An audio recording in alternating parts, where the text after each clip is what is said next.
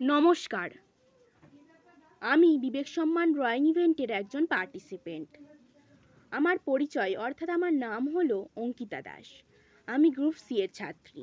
আমার বয়স 16 বছর। আমার চিন্তাভাবনা সমাজের কোনো এক দৃশ্য যা তোমাকে পীড়া দেয়।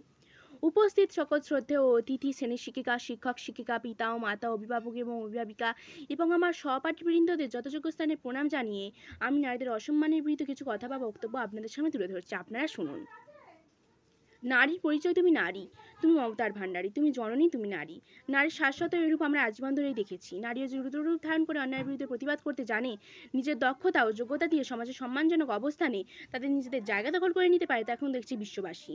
নারী আজ স্বয়ংসিদ্ধা, তারা এখন কারোর উপরই নির্ভরশীল নয়, উল্টে তাদের উপরই নির্ভরশীল হয়ে আছে পরিবার, আবার কখনো তাদের উপরই নির্ভর করছে আমাদের দেশের ভাগ্য বা কোম্পানির ভবিষ্যৎ। নারীদের আত্মমর্যাদা এবং সম্মান বাড়াতে নিজেদেরই আওয়াজ তুলতে হবে। নিজেকে শিক্ষায় 7 অন্ত্রে পরিপূর্ণভাবে মানুষ গড়ে তুলতে হবে। নিজেকে নিজে যোগ্য করে তুলতে হবে। সেটা সম্ভব হলে নারীকে বলা নারী থাকবে না, মানুষ হবে। পৃথিবী এগিয়ে যাচ্ছে, বিকশিত হচ্ছে সভ্যতার, প্রতিনিয়ত পরিবর্তন হচ্ছে সামাজিক কাঠামোই। পরিবর্তনের হাওয়া লেগেছে মানুষের জীবনযাত্রা থেকে শুরু করে সবখানে, কিন্তু নারীদের মর্যাদার ক্ষেত্রে তার গুণগত কোনো প্রভাব পড়েনি। উন্নতি ঘটেনি মানসিক এবং সামাজিক অবস্থার, এবং পরিবর্তন ঘটেনি অবস্থানেরও। নারীদের প্রতি অসম্মান, অবমাননা, নির্যাতন চিরকালেও চিরকালেও আছে, এ যেন অলিখিত এক অধ্যাদেশ।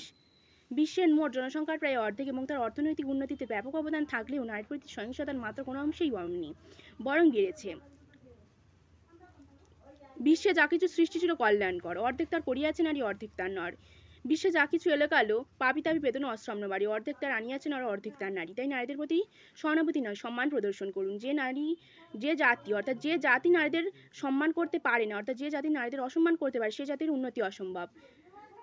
তাই নারীদের প্রতি সম্মান জানাতে এবং তাদের যোগ্যতা ও মেধাকে কুর্নিশ জানাতে আজ আমি নারীদের সম্পর্কে কিছু কথা বা বক্তব্য আপনাদের সামনে তুলে ধরলাম। নমস্কার, ধন্যবাদ।